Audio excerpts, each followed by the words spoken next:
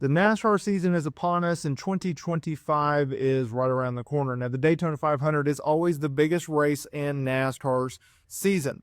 It's a unique event as it kicks off the new year, and it starts to build towards the championship chase.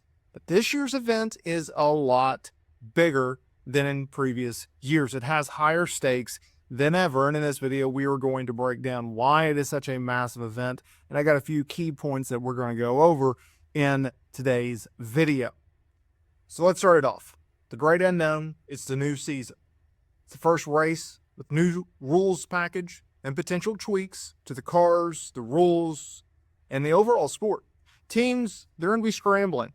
We're going to see who has speed from the get-go, from speed weeks to qualifying to practice, all the way to the qualifying dual races, as well as the 500. We're going to figure out who's fast. We're going to figure out, can anyone really top the Fords? Can anyone top Team Penske? Can they overstep Joey Logano, Ryan Blaney? Can the Chevys finally get back into victory lane? We know that they've been fast hitting the poles over the last few years. Hendrick, in fact, has hit 8 out of the last 10, 8 out of the last 11. They're going to be strong. Now, in recent years, they've opted to go for more handling than just straight up speed. Michael McDowell, obviously a new ride. He's going to also look to take the pole position.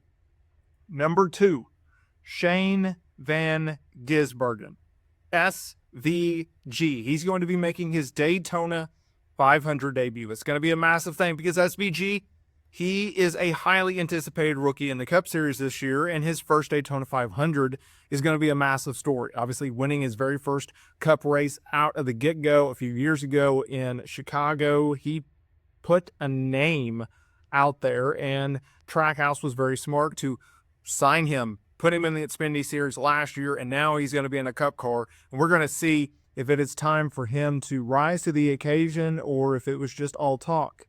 Obviously, he did good in Xfinity on the road courses, but he lacked on short tracks and mile and a halves. Super speedway, you need skill, you need luck, you need a little teammates, you need manufacturers to go along with that. It's going to be fun to see what he can do. Can the road course king adapt to the high speed, close quarters racing of Daytona? That's going to be a massive, massive storyline. And the number one thing that I think you really need to look at is the return of the veterans. Which veterans will be looking to make a statement, and which veterans will we finally know is closer to the end than we all anticipated? I'm circling Denny Hamlin. I'm circling Kyle Busch. Kyle Busch in the final year of his deal with RCR. Is he on his way out in terms of that high level type performance that we're used to seeing? Obviously last year, not winning a race whatsoever. There was a huge disappointment to a lot of fans, including myself. When he first signed with RCR in 2023, he was very good in the first stage of the season, winning a few races, right? Most notably, California. He fell off a cliff last year. Can he get back to victory lane? That's going to be a massive talking point. Denny Hamlin. A lot of unknowns with Denny Hamlin, right? He lost some sponsorship in the offseason. He had a very good regular season in 2024, but once again, when it came down to it, he didn't make the Final Four. It was a disappointment. So we're going to have the returns of those. The underdogs versus the surprise contenders, or the underdogs and surprise contenders against the regulars, right? Who's going to stand out from the rookie class? Who's going to really rise to the occasion?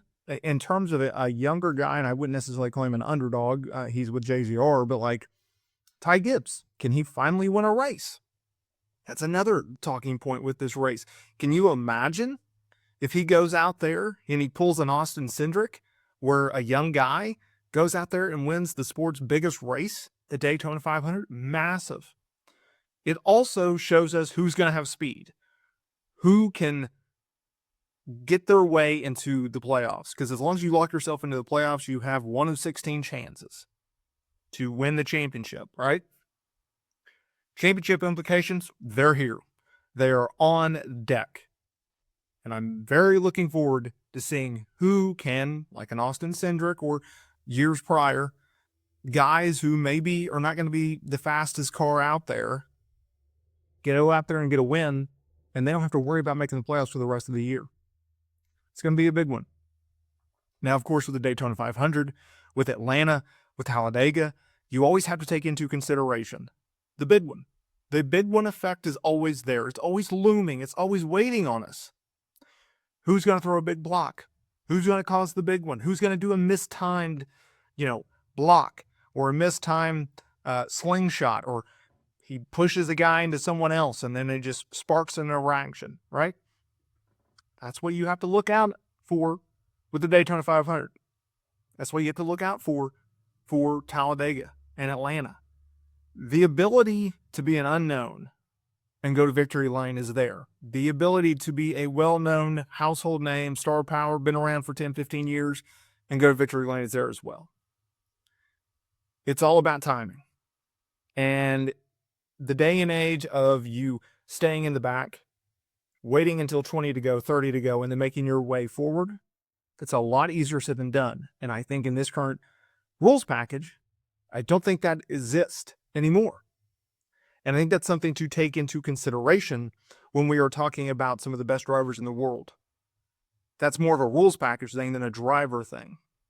But when you are trying to make up 5, 10, 15, 20 spots in a span of 30 laps, and there's 2 lanes, 3 lanes at most, yeah, that's how big ones cause it, where people get overexcited in the early beginning.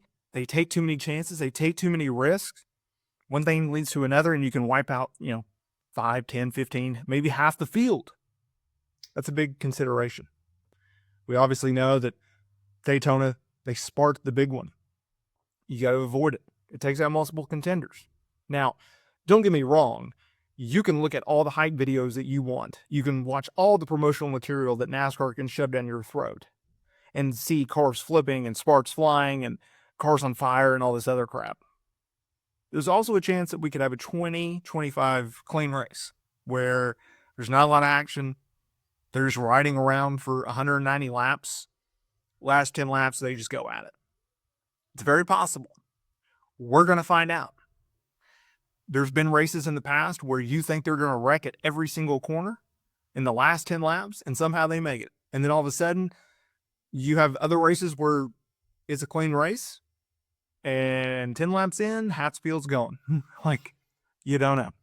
I'd love to hear what you guys have to say down below. What do you envision the 2025 Daytona 500 being? I think it's going to be an awesome race. I think it's going to be a massive race. I think there's going to be tons of storylines going into it. Obviously, there already are. And I think there's going to be tons of storylines coming out of it as well. Let me know y'all's favorite storylines down in the comments area below.